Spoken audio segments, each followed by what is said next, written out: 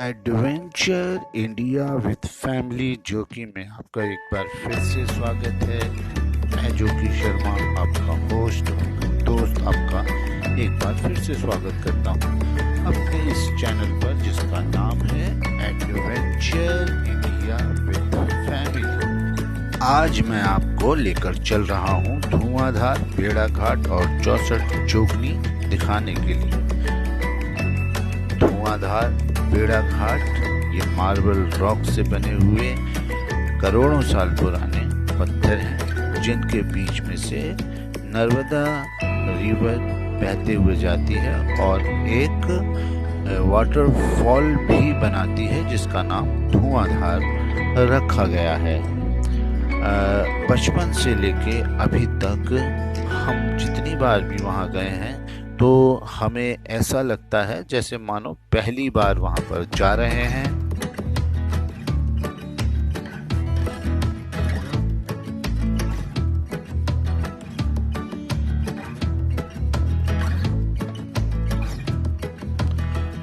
हमारा सफर शुरू हो रहा है हमारे निजी निवास से और आज हम मुक्तेश्वर से होते हुए LIC सूफाताल देवताल और पिसनहारी की मड़िया होते हुए ये सफर को हम पूरा करेंगे। रास्ते में जो जो चीजें आएंगी मैं आपको बताता जाऊंगा और उसके बारे में आपको अवगत कराता जाऊंगा। ये सूफाताल का एरिया है। ये आप देख रहे हैं राइट साइड में सूफाताल है।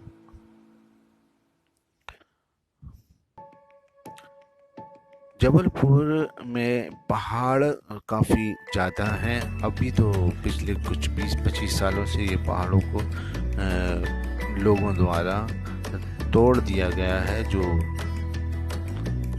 और ये पिसनहारी की मड़िया है जो कि ऊपर है और ये जैनियों का एक मंदिर है जो कि लगभग 500 साल पुराना है उनके कहने के हिसाब से। पिसनहारी की मड़िया एक जैन मंदिर है। यह एक पहाड़ी पर स्थित है। इसके निर्माण के पीछे पिसनहारी की मड़िया की एक कहानी है। मैं इस पर जल्द ही एक वीडियो बनाऊंगा।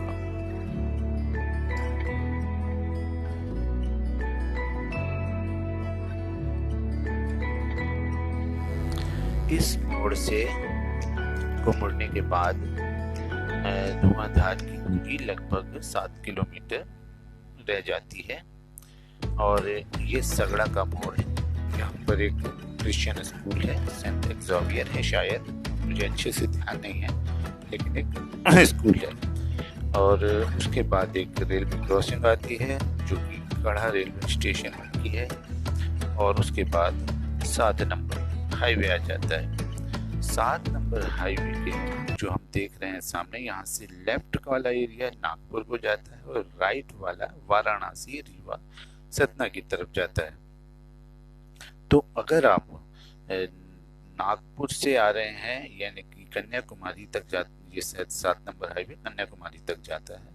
अगर वहां से अगर आप कोई आ रहा है धुआंधार बेड़ा घाट जबलपुर में यहाँ के इन स्थल को देखने के लिए तो वो यहाँ से लेफ्ट टर्न ले सकता है और अगर वाराणसी से आ रहा है तो यहाँ से दाहिनी हाथ से आएगा और ठीक यहाँ से आप देख रहे हैं मेरे सामने लिखा हुआ होगा यहाँ पर रोड पर बेड़ा घाट आपका स्वागत करता है। यहाँ से बेड़ा घाट लगभग 4 से 5 किलोमीटर दूर रह जाता है और चलने पर आगे आपको ये यहाँ पर देव परमहंस का जो आश्रम है वो यहीं पर है और दाहिनी तरफ पूरा वाटरफॉल। ये एरिया काफी सुनना रहता है और ये यहाँ पर इस वक्त थोड़ा और भी ज्यादा सुनना है क्योंकि लॉकडाउन होने के बाद समय में ज्यादा लोग बाहर नहीं आते। और यहाँ से फिर एरिया है जहाँ पे पुरातन भाग द्वारा खुदाई करने पर ये कुछ मूर्तियां निकली थी जो कि पेड़ के अंदर कैद थी। पेड़ के अंदर से निकाली गई है ये मूर्तियां जो कि बाद में गांव वाले जो ग्रामीण लोग हैं उन्होंने यहाँ पे सजा दी और रख दी है यहाँ पर। और इनसे पूछने पर इन्होंने ऐसा कुछ यहाँ की कहानी कुछ इस प्रकार से बयां करी है जो हैं सर। हाँ जी। जैसे नेपाल में है जो मूर्ति, एक यहाँ पे अपने एमपी में पशुपतिनाथ जी का मंदिर है जी। उसमें 3, एक साइड भोलेनाथ, एक साइड गणेश जी और एक साइड शेषनाग बने। उसकी कोई मान्यता वगैरह कुछ ऐसी खास? मान्यता वहाँ पे है पशुपतिनाथ जी में। अच्छा, वो नेपाल में? हाँ, नहीं अपने यहीं पे। अच्छा, नीचे? हाँ, लक्ष्मी नारायण का मंदिर। लक्ष्मी नारायण का मंदिर। चलिए ठीक है, थैंक यू वेरी मच। यह ग्रामीण एरिया है जो नगर पंचायत के एरिया में आता है और ये बहुत ही खूबसूरत है।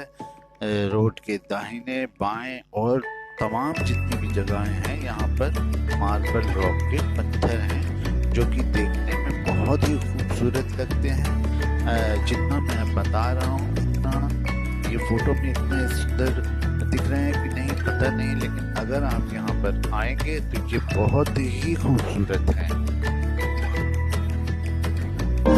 आज 15 जून है और ऑलमोस्ट सभी दुकानें यहाँ पर 95% बंद हैं। ये रोपवे है जिस पर कभी यात्री आया जाया करते थे और धुआंधार के ऊपर से इसमें गुजरते थे, लेकिन आज यहाँ सन्नाटा पसरा हुआ है। जो 2-4 दुकानें खुली हैं चलकर उन्हीं से बात करते हैं। चलिए।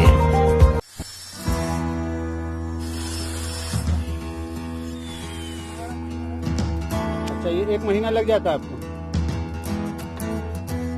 काफी कारीगरी का काम है ये, है ना? कुशल कला है ये। आप यही जबलपुर के हैं? अच्छा। इस मूर्ति को आपको कितना पैसा मिलता है बनाने? कैसे मजदूरी? रोज का 500-600 रुपए प्रतिदिन के हिसाब से। आपका नाम? सुदर्शन। ये प्लीज। यहाँ पे सब 64 योगी मंदिर है, जो बहुत सारी मूर्तियाँ हैं अंग्रेजों के ज़माने की, मतलब उन्होंने उसको नुकसान पहुँचाया था। और वाटरफॉल है, बोटिंग है और पिक्चरों की शूटिंग भी हुई है, जैसे मोहनजोदाड़ो है, अशोका है, और यहाँ पे भारत का नक्शा भी मिलेगा आपको देखने को। राकेश पटेल। अभी हमारी बात राकेश पटेल से हो रही थी, जिनकी ये शॉप है जिसमें सर मार्बल का आइटम है, हरियाणी चूड़ी वगैरह है, गिफ्ट आइटम है, झूमर, गेट, पर्दे, मिनर वगैरह। नहीं कहना चाहेंगे सब कुछ जल्दी शुरू हो, जो कुछ घटना हुई है वो बंद हो जाए। मार्बल के पत्थरों को कटिंग कर बनाए गए ये वह सामान है जो इस दुकान पर बिकते हैं और ये यहीं के लोकल हैं।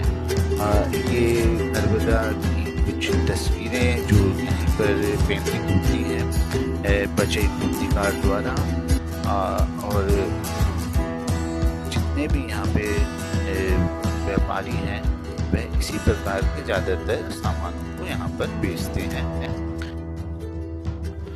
लॉकडाउन को लेकर सभी व्यापारी परेशान ही दिखे। जो 2-4 दुकान वालों से बात हो सकी उन्होंने सामान तो दिखाया और जितना भी सामान दिखाया वह उत्तम क्वालिटी का था और रीजनेबल प्राइस में था। मुझे तो कम से कम ऐसा ही लगा। अगर आप यहाँ आते हैं तो आप मोल भाव भी कर सकते हैं, लेकिन मेरा मानना है कि ज़्यादा मोल भाव ना करें, क्योंकि इनकी रोजी रोटी का बस एक यही मात्र साधन है।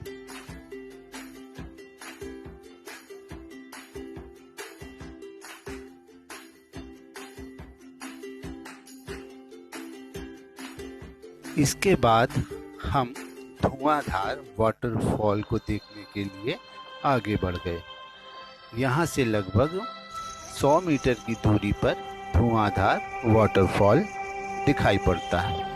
यहाँ की खूबसूरत वादियों के बारे में बताना शायद सूरज को दिया दिखाने के जैसा होगा, इसलिए इसके बारे में मैं वर्णन नहीं कर सकता जितना ये खूबसूरत है। आपके दाहिनी तरफ मार्बल रॉक, बाएं तरफ मार्बल रॉक और इतनी खूबसूरत ग्रीननेस, इतनी सुंदर वादियाँ, इसके बारे में बयां करना बहुत ही छोटा होगा मैं बता नहीं सकता हूँ। आप यहाँ आएंगे तो ही आप इसका नज़ारा ले सकते हैं। 10 मीटर की ऊंचाई से गिरने वाले इस वाटरफॉल की बात ही निराली है और इसकी उत्पत्ति नर्मदा नदी से होती है। इस जलप्रपात की बड़ी धारा के साथ जब ये गिरता है तो इसकी आवाज़ काफ़ी दूर तक सुनाई पड़ती है। इस प्रपात के गिरने से उस स्थान के काफ़ी दूर तक एक धुआं सा बन जाता है, इसलिए इसका नाम धुआंधार पड़ा है। सुंदरता के लिहाज से धुआंधार जलप्रपात एक असाधारण स्थल है। यहाँ पूरे साल सैलानी आते हैं, बहुत बड़ी संख्या में। यह जगह अपने दोस्तों एवं परिवार परिजनों के साथ पिकनिक मनाने के लिए भी काफ़ी आदर्श एवं सुरक्षित है। यहाँ से बेड़ा घाट भी काफ़ी नज़दीक है। इस सफ़र का पहला भाग मैं यहीं पर समाप्त करता हूँ और बचा हुआ धुआंधार भेड़ा घाट और 64 योगी का जो हिस्सा है वो मैं सेकंड पार्ट में आप लोगों को पूरी तरह से दिखाऊंगा। धन्यवाद।